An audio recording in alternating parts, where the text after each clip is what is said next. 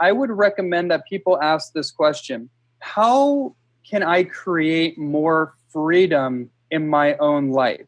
Because when we ask ourselves a question, we will typically get an answer. So if we actually sit in a quiet place with ourselves, maybe during meditation or just a moment of introspection, what activities can I implement into my life that would give me a greater sense of freedom? Because it's not necessarily just the visceral or the external sense of freedom, meaning like a free amount of time. That's one form of freedom, but ultimate freedom is a sense of freedom. It's personal sovereignty. It's sovereignty over one's life. It's the sense that I can choose what I want to do. Namaste. You're listening to the Savannah Podcast. Join us on an exploration of Eastern spirituality, yoga philosophy, and conscious living for the new age.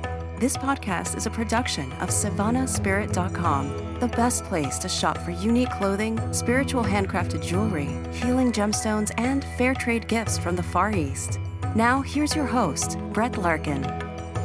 Hello, Savannah family. Welcome back to the show. Prepare for a big paradigm shift around the way you think about freedom after this episode. You are not going to think about freedom the same way again, I promise you. We have Ronnie Landis talking to us today. He is a leading expert in holistic health, nutrition, and human potential. His work ranges from exploring the fringes of health sciences and food-based nutrition to a deep passion for helping people overcome long-held mental and emotional roadblocks so they can experience every area of their life at their full potential. Ronnie is a public speaker, a teacher, and a published author of multiple books. He hosts 2 podcasts as well, and I really enjoyed my conversation with him. He's going to be sharing with us today this paradox: how uncompromising discipline in how we schedule our day-to-day lives actually results in the freedom to show up as our best selves. He explains why we often define freedom incorrectly, and we're going to learn in this episode how to break through our pain threshold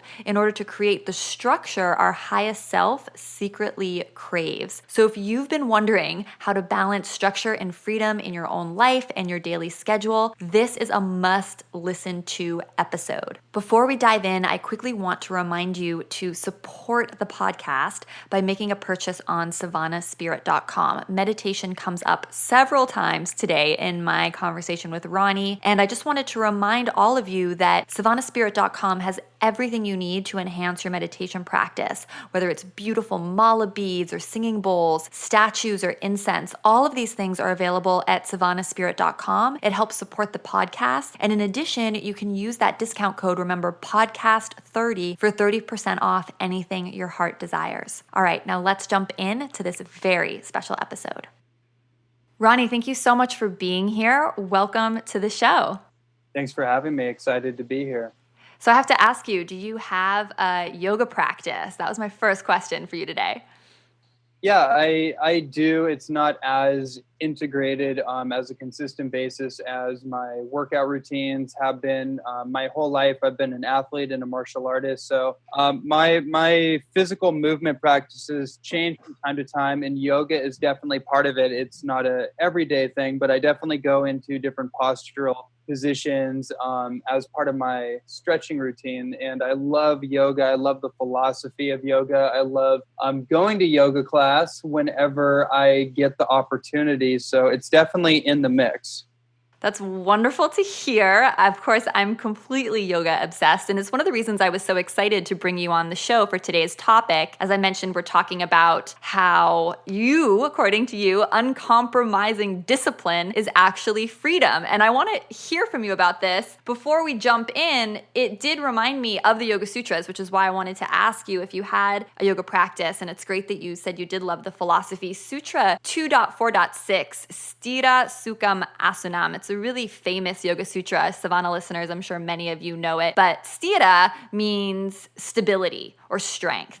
And Sukha is the counterpoint to that, right? It means ease or comfort. openness or flexibility. And then asana, of course, we're all familiar, most of us, with that word, is the actual postures themselves. And often it's actually translated as a pose or a seat. So literally, this sutra you can translate to mean yoga is a comfortable, steady seat. But the translation I offer in my teacher trainings and that I really love is this idea that the practice of yoga is finding the balance between strength and flexibility, or finding that balance between effort and ease. And I think this is something so many of us struggle with. I know I personally struggle with. It's like, kind of, when do you need to give yourself a kick in the butt and when do you need to have compassion, and how do those two things blend together to create a life that's fulfilled and moving forward? So again, this is why I was so excited to have you on the show, because I feel like I get asked this question all the time from students. It's like, how do I integrate discipline while also having freedom? And what you're saying is that uncompromising discipline is freedom. So being very strict with yourself is actually freedom. Is that right? Yeah, and there's different ways to contextualize or interpret it, whether it's strict or it's uncompromising or it's non-negotiable. I think the words we use cast a spell, and each person is going to be affected differently by it. So you want to find the phrase that works best for you and your temperament and your kind of, the way that you like to interact using words in reality. So using the word strict may not resonate with someone, but uncompromising or non-negotiable, or a different type of word that ultimately can translate as the same thing, but can invoke a different energy or a different feeling around it.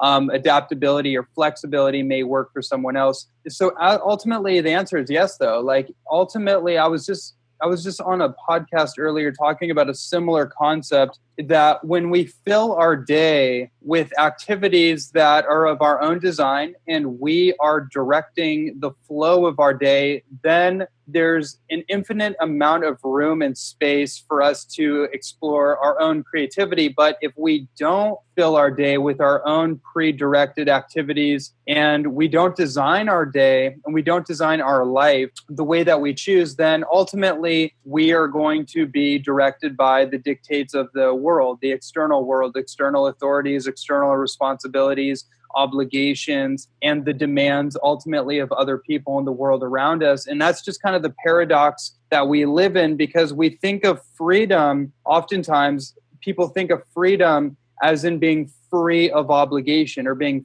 free of responsibility, but that isn't actually freedom to me at all.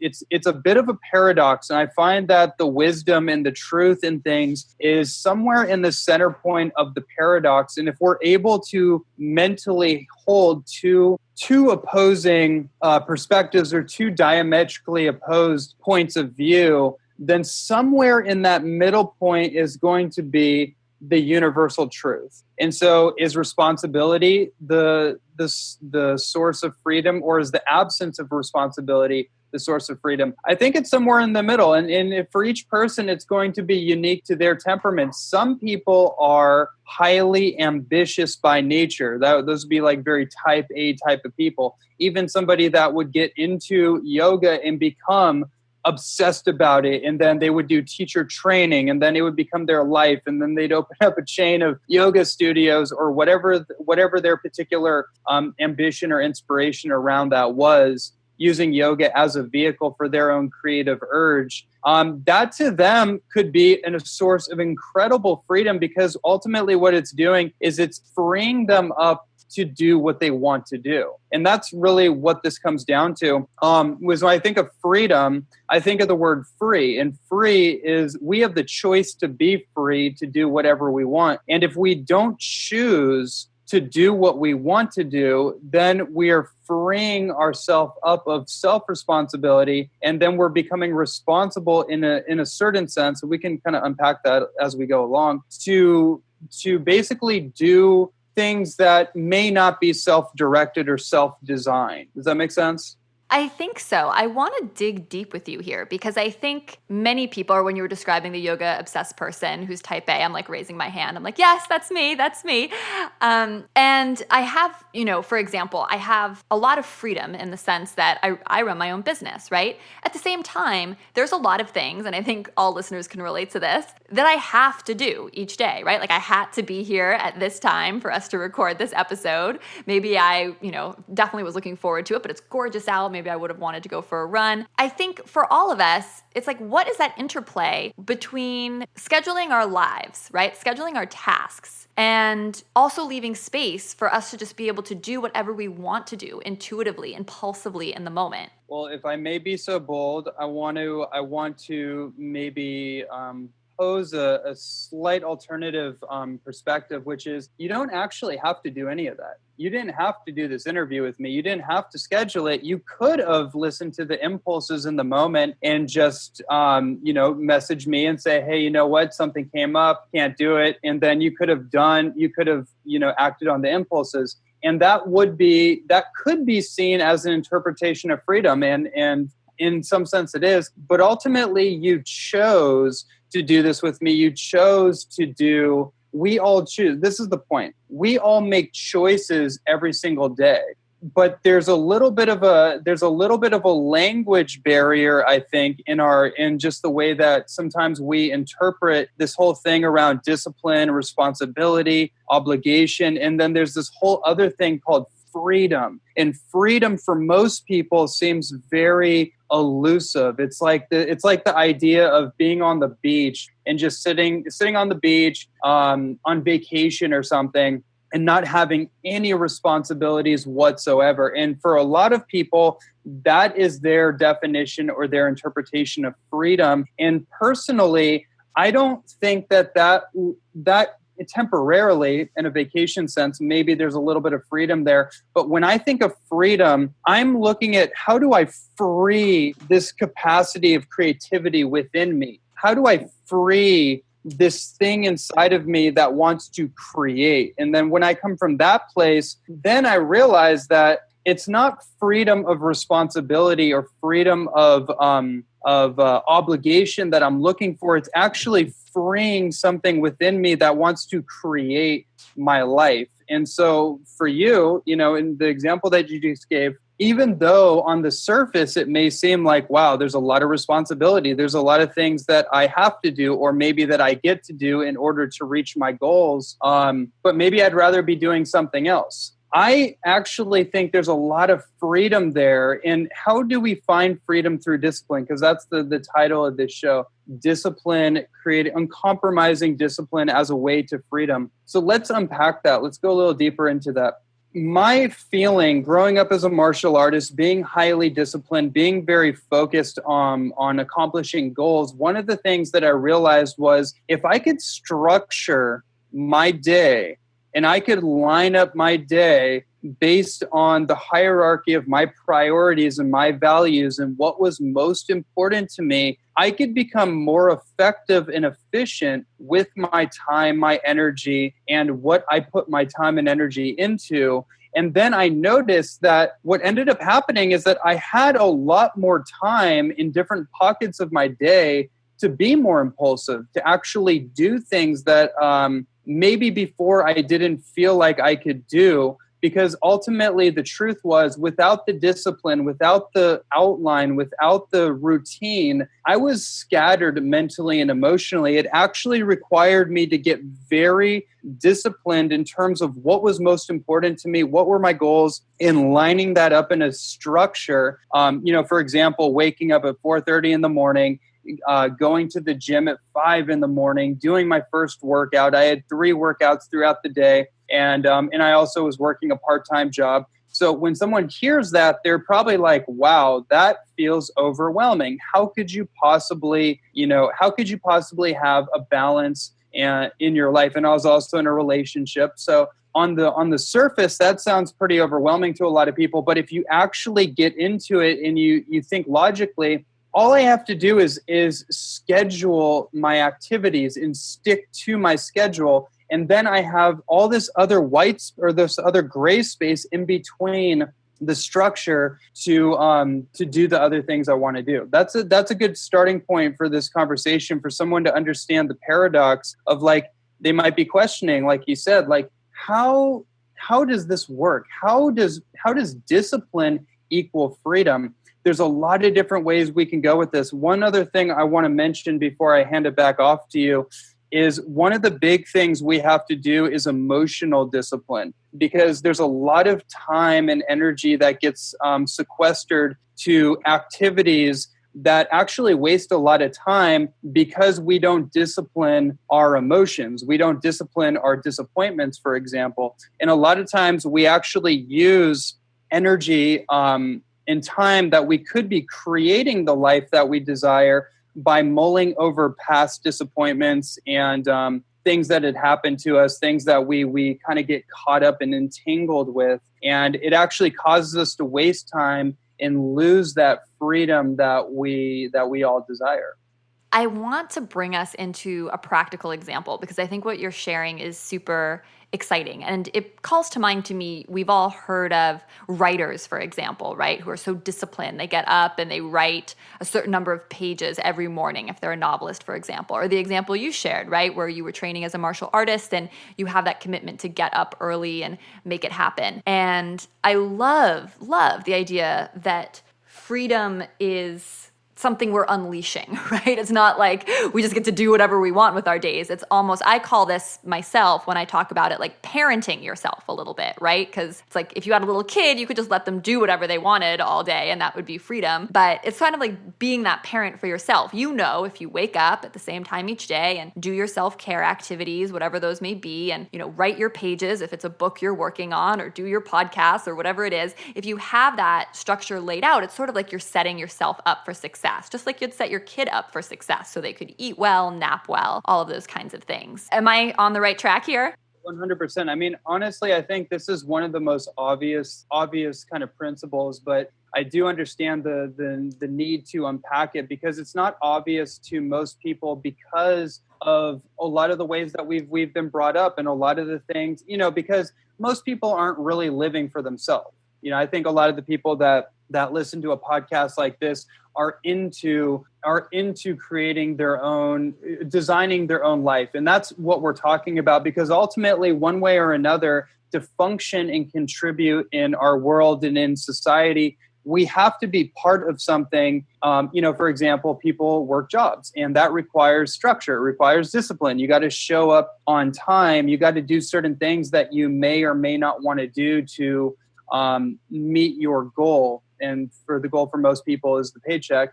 But whatever the example is, ultimately what I want to get across is that the understanding that, you know, freedom is not aimlessness. Freedom is not about not having anything to do, right? It's the reason people, I feel, the reason people want nothing to do is because they're doing a lot of things they don't actually want to do. But when you design your life based on your hierarchy of priorities, meaning what is the most important thing to you? So I'll give you another example. I've authored multiple books. I've written about 6 books, and I've turned them in over about 6 years into 2 main books. And I'm constantly doing this.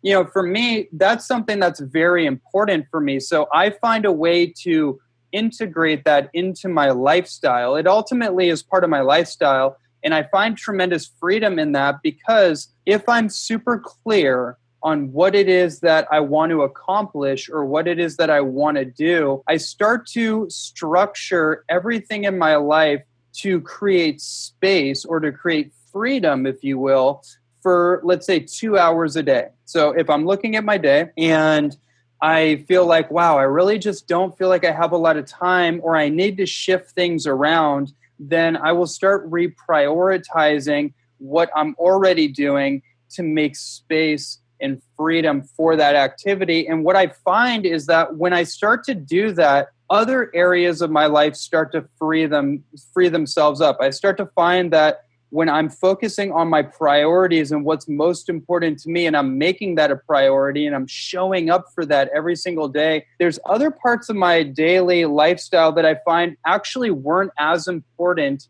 as I thought they were, but they were just filling space because there was a part of my consciousness that was not being totally deliberate. It's almost like I just let that tendency or that relationship or that whatever you fill in the blank for you, wherever this lands for whoever's listening. Oftentimes we have areas, little blind spots in our daily life that aren't necessarily part of our priority, but we kind of let it go. And it creates a little bit of, how do I say, what's the word I'm looking for? It squanders space and actually creates a little bit of a box. And that's where I feel like this whole thing around freedom, where people are seeking freedom, but they don't realize that if they just shift some things in their lifestyle, they shift some priorities, they refocus on what's really meaningful for them, and they commit themselves to that, again, uncompromising discipline, they are uncompromising about what's important to them and fully activating that in their daily life, they will find that other areas of their life start to open up because their priorities come into alignment. It seems like step one is that you need to get clear on your definition of freedom. So I love that you've brought that up because I agree. I think a lot of people think freedom is that unstructured, and it's like, no, really, that's a vacation, right? That's not freedom in your daily life. And then this idea that we've been talking about of structure, setting yourself up for success, mainly through perhaps routine. I want to ask you more about that. Like if, kind of having the same schedule every day or same schedule each week. I think we've all heard, of really successful people who kind of have a rhythm to their life. They're doing the same thing every day. But before we talk about that, I feel like we need to answer the $1 million question, which is, what do you do or what do you tell your clients to do when they've maybe set out this schedule, set out this structure, say it's to get up at 5 a.m. and write, and the alarm goes off at 4:50 and they don't want to get out of bed? Because we have those self-sabotaging voices that are saying, your book's never going to get published anyway. It's so warm in my bed. The heater's broken today, so I should just stay curled up in a little ball, right? All of us experience resistance, even though we know, even if we buy into this idea that discipline is granting us this freedom and is the best, we still encounter it. Do you? Yes, and it's interesting. I look from a health perspective. They say heart disease is the number one killer in the Western world, the number one reason for death. But I actually think it's something called excusitis. And this is kind of a term I coined a while back. And it's basically what you're talking about. I mean, there is going to be that resistance to change whenever we're trying to change pattern, a thought loop, an emotional tendency, especially if it requires physical movement, like going to the gym or taking a yoga class and making it a consistent routine, or writing a book, basically doing something that we are not used to doing consistently. There will 100% of the time be a resistance. And the resistance isn't a negative thing, but we tend to interpret it as a negative thing because it creates discomfort. And that's the trap. So if people can understand that little middle point, that transition point, that bridge between comfort and discomfort, that is the whole game right there. And if you can get into that this is what yoga teaches you through the asana practice, right? Like you get into that uncomfortable space and you stay there as long as you can, and you focus on your breath and you get comfortable with being uncomfortable. There's actually a tremendous amount of freedom in that. I mean, that in of itself to me is what the whole asana, the true meaning of the asana practice is really about, is finding freedom in uncomfortable circumstances. And so a whole conversation around resistance and moving through resistance really could be summed up in that type of example, and looking at your life, looking at what you want. So to be really direct about, answering your question, what I tell people, or what I'll walk people through, is a value determination process, because ultimately people will choose in favor of what they believe will get them where they want to be. So if somebody is not clear about where they want to be in their life, they're not clear about their goals, they haven't found the meaning in what they're doing, or how this is going to enrich their life, short term and long term, then somebody is probably going to hit the snooze button instead of wake up early and go to that yoga class, or get up early and write the book that's inside of them that's been kind of urging them for years, and they've just been putting the snooze button on their passion, on their creativity. Somebody is going to continue to do that until they get to a point where they it's the word I'm looking for. Well, basically what I just said, till they realize, or till they find out what's truly important to them, I guess. So if relaxing on the beach or sleeping in is more important than getting up and getting on the mission, as it were, or doing the thing that is calling you, even though it's uncomfortable, somebody is going to choose what they feel is going to give them the greatest pleasure over pain until they break that pleasure-pain cycle and they're willing to be uncomfortable, or they're willing to be comfortable in an uncomfortable transition.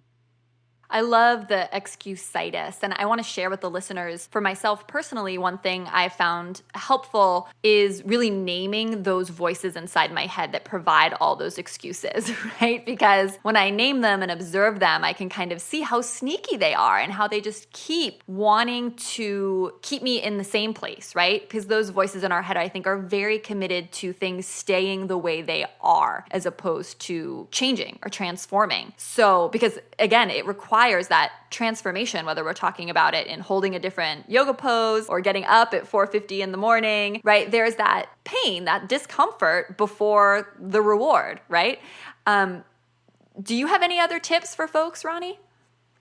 It's an incredible conversation. I mean, I guess my tips or advice would be along the lines of, redefining what is important for you in your life. Like, I really feel one of the big issues in our world is that we're moving at such a fast pace, and we're getting so technologically attached and so aggressively focused on achieving. We oftentimes do not step back and actually look at the whole situation and look at our life as a whole, because our life as a whole is made up by the months and the days and the hours and the minutes that we're participating in this thing called life. And I really want to recommend to people that you really take an inventory of your life, take a mental inventory, the thoughts that I'm thinking, the thought loops, the stories, the ways that I'm thinking about my life and what's possible. Let me evaluate that. Are these stories in effect true, or are they stories that have been projected upon me since I was a little boy or little girl? And have I just taken these thought patterns on, and are they authentically mine, or am I operating from something someone else told me way back when? Let's take emotional inventory. How do I feel when I'm in an uncomfortable situation? Do I emotionally get stressed and then start binging on food to feed my emotional void, or do I get agitated, or whatever the case may be? Let me take emotional inventory of my day-to-day life, and then let me take inventory of my activities. Because if we're going to be talking about this whole, discipline equaling freedom, if we don't feel like we have freedom in the first place, then we really need to take inventory of, why is that? Well, let me take a look at my day and start to look at everything that I have going on a regular basis, or my month, for example, if you want to plan ahead. And then there might be some reinvention, some redesigning that needs to take place in terms of, how do I create this? This is the question I would have people ask themselves, because ultimately you, me, and anybody else, we can't do it for anybody else. All we can do is change ourselves, and then hopefully become a good role model for other people. So I would recommend that people ask this question: how can I create more freedom in my own life? Because when we ask ourselves a question, we will typically get an answer. So if we actually sit in a quiet place with ourselves, maybe during meditation or just a moment of introspection, what activities can I implement into my life that would give me a greater sense of freedom? Because it's not necessarily just the visceral or the external sense of freedom, meaning like a free amount of time. That's one form of freedom, but ultimate freedom is a sense of freedom. It's personal sovereignty. It's sovereignty over one's life. It's the sense that I can choose what I want to do, even though I may be super passionate about something. I may be working 16 hours a day. That doesn't look like freedom to one person, but if you know that you're choosing to do that and you're not in a victim state, meaning that you're not doing something you don't want to be doing, but you're actually fully engaged with life because you want to, there's incredible freedom in that kind of approach. And this is where I think language, like we talked about before, is so important. A shift that I made, and I encourage everyone who takes my training in classes to make, is to change I have to I choose to, right? Because it's kind of like just like what we started with, right? I have to is that victim mindset. That's disempowering. The reality is we all have choice. Exactly. Like I could have canceled this interview today and,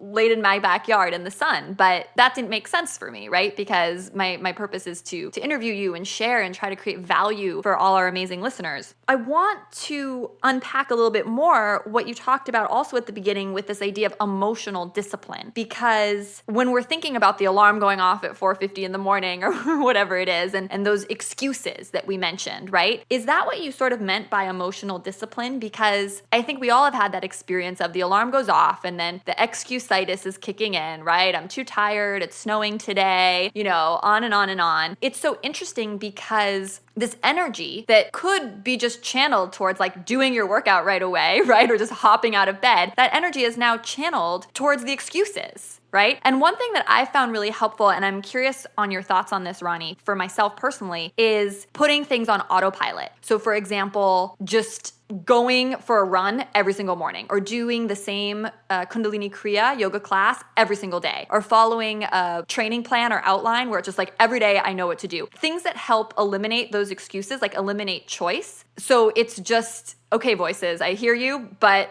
I'm just on autopilot. Like I'm just putting the sneakers on, right? Or I already know what yoga class I'm doing. It's already picked out. I'm just getting on the mat. I found that really helpful. Does that jive with everything you're talking about, or what other tips do you want to share? No, 100%, because ultimately what you're saying is, I'm going to plan my next move. I'm going to plan my next day. And that's the whole key. So in a sense, you're putting on autopilot, but you're also engaging with it in order to put it on quote unquote autopilot.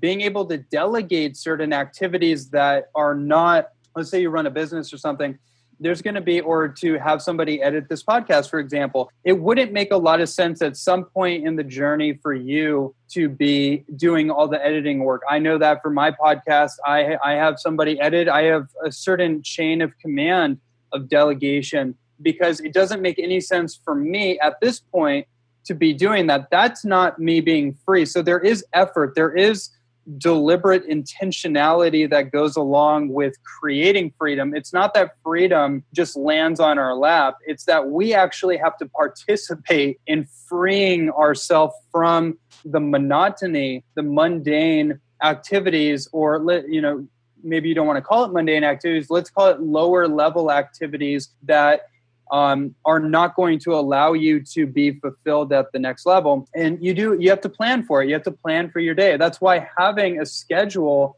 in following through on the schedule, by the way, it's not just having a schedule, it's actually doing what you said you're going to do on the schedule, is so important. And that's where this whole thing around uncompromising discipline, creating freedom, the rubber really meets the road, because the uncompromising discipline is what creates the possibility of freedom in the truest sense, in the sense that I'm coming from feeling free, being free to be yourself.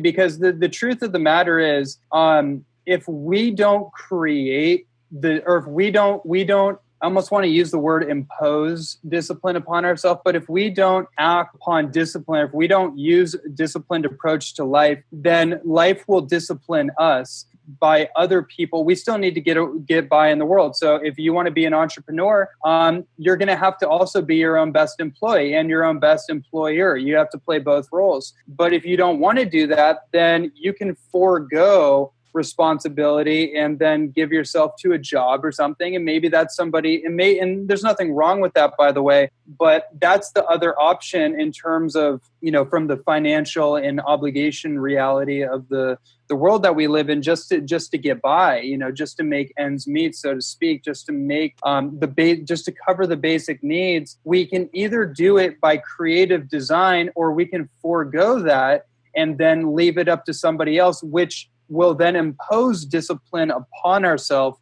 So one way or another, we can't get around this, because I really believe, and I think your experience and anyone that listens to this would probably jive with the same thread of thought, which is freedom is actually fulfillment. It's not freedom to aimlessly move around in the world and have no responsibilities. I think we've hit that point a few times. It's actually freedom to feel fulfilled. And as long as we are doing what's fulfilling to us, we are increasing the freedom in our life.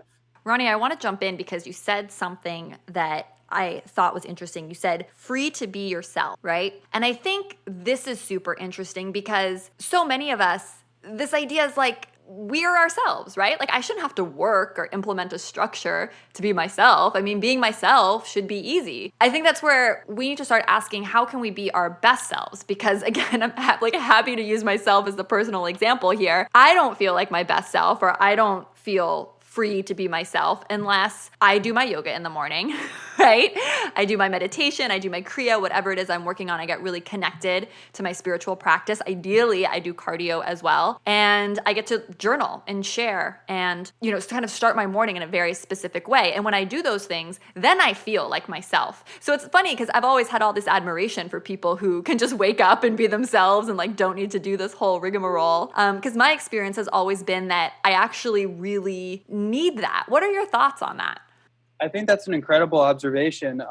There's a lot of different interesting thoughts I have about that. But one of the things that came up for me as you were mentioning that was sometimes we have to get to know ourselves. Not, there's a lot of different thought beliefs around this kind of conversation, but my experience has taught me that I'm continually unfolding all the time. I'm an unfolding possibility all the time. That's life. That's the journey of life, is getting to know ourselves, getting to know our soul recognition through the interface of the world that we live in, our own experience. So for me, the times that I've gotten to know myself at the deepest level and to know what I'm made of and to know who's really behind the windows looking back at me in the mirror is when I have to do things I don't want to do. And that's not to say that I'm not enjoying it. I didn't always want to get up at 4:30 in the morning and go work out, but it felt authentic. It felt in alignment. It felt like the right thing to do. Sleeping in did not feel like the right thing to do.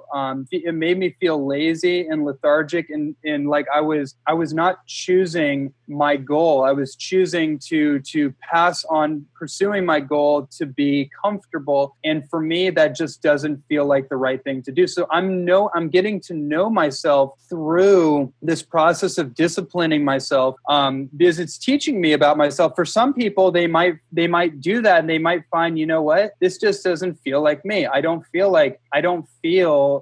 It doesn't feel right to forego sleep and get up at 4:30 in the morning. It feels right to wake up at 7 or 8, and that's totally fine because there's chronobiology, there's chronotypes, and different people have different circadian rhythms and different sleep cycles and different metabolisms and different constitutions and temperaments. So it's really important in this process that everyone takes a lot of this conversation and filters it through their own proclivity, because everybody is different, everyone's unique, and you hit the main point, which I think is the most relevant thing, which is you need to find out how to design your life so you can be free to be you. Most people that work a job are not free to be them because it requires them to put on some kind of personality or ego construct in order to show up a particular way that is deemed appropriate. So for most people, or for a lot of people, I should say, that wouldn't work. So they turn to entrepreneurialism or sales or something that allows them the freedom to them. For me, waking up early in the morning and writing, that feels authentic. That feels like me. So I discipline myself. Let me say it this way. I'll conclude this thread of thought on this because I think this is really an interesting point.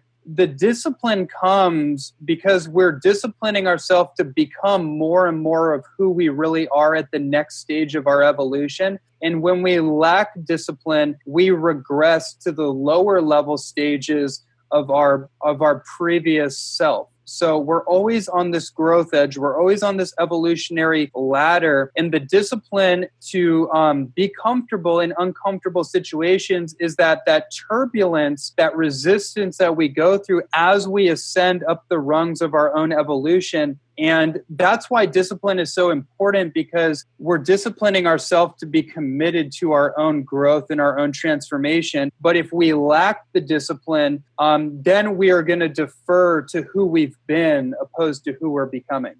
I love that. I think it's so brilliant what you're sharing and so well put. So thank you so much for sharing. And this is my big last question for you before we wrap up is, I'm just thinking of the best way to phrase this question. So say we're really committed to our evolution, as you put it, right? We have a great structure in place. The structure's been working, right? We're getting up early every morning, whatever it is. We'll just stick with that example. Obviously, listeners, there's so many different ways you can create this in your life that involves sleeping in, right? So it's different for each of us. But just going with that example, keeping in mind that we're constantly changing. We're this unfolding possibility, as you put it. All of a sudden, one morning, you start to feel a little different. Like you really don't want to, say, get to your yoga mat. Or you feel like you maybe have a little bit of a cold coming on. And all of a sudden, there's this question inside you. It's like, am I really sick? Do I need to rest? Or is something shifting? Do I really need to kind of change the routine?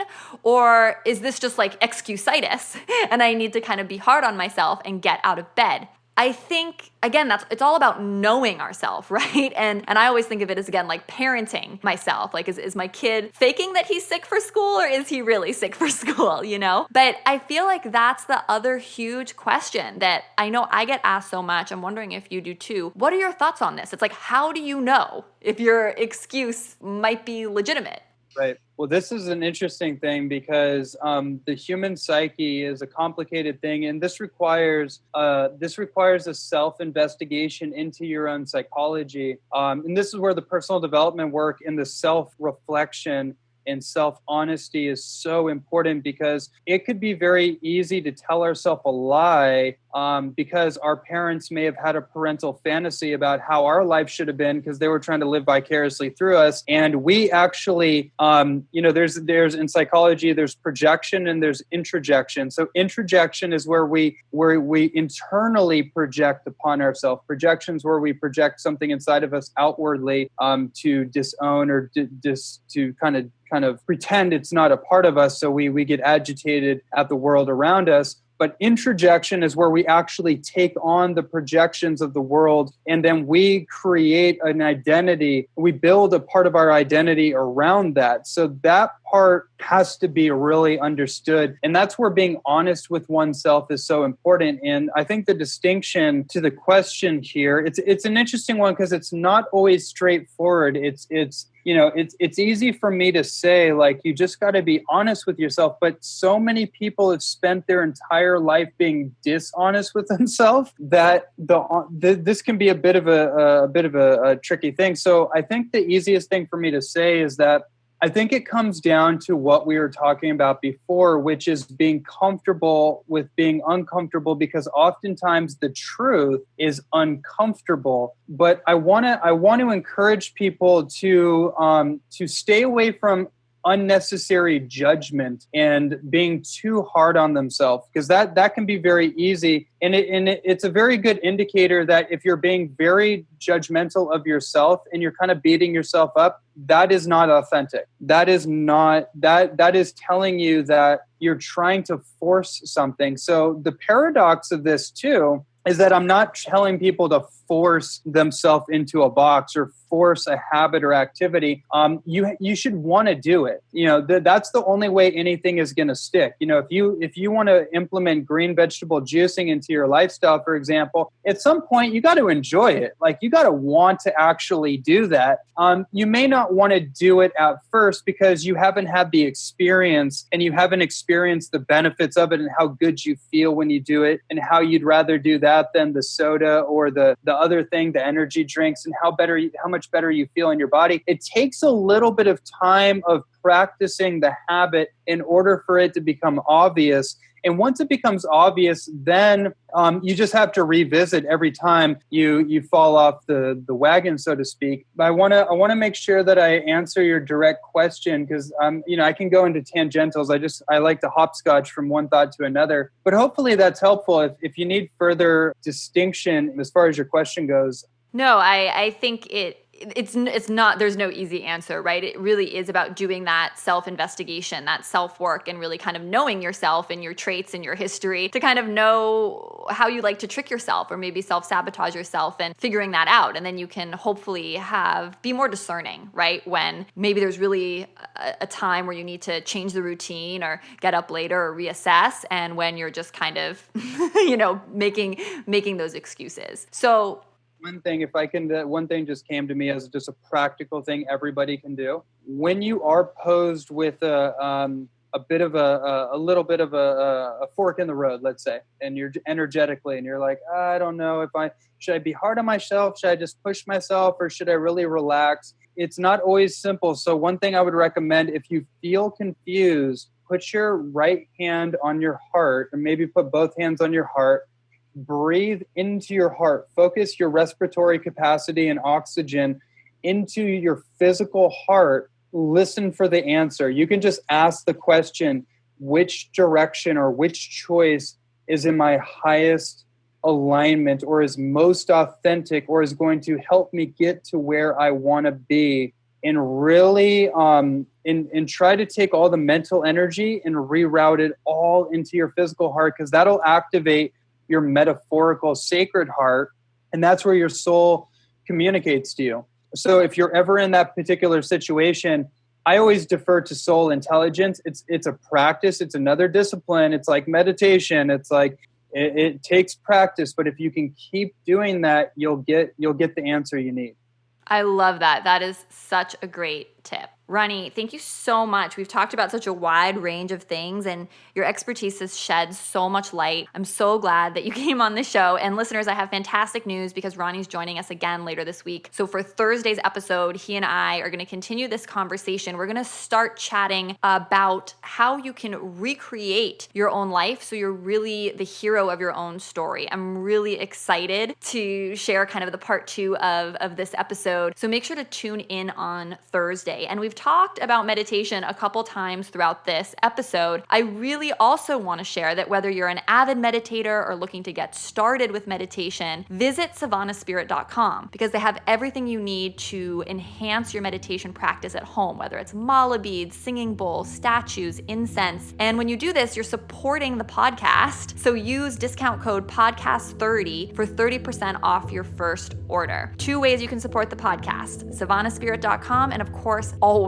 leaving your ratings and reviews here on iTunes. They mean the world for me, and I really genuinely appreciate your feedback so we can make this show everything you want it to be. Ronnie, thanks so much for coming on the show, and we will all reconvene on Thursday. So much love from my heart to yours. Namaste. You've been listening to the Savannah Podcast. To find out more about Savannah, go to savannahspirit.com or follow Savannah on Facebook at facebook.com/Savannah Spirit. For daily inspiration, check out our blog at savannaeast.com. Be sure to join us next week for a new episode, and thank you for listening to the Savannah Podcast.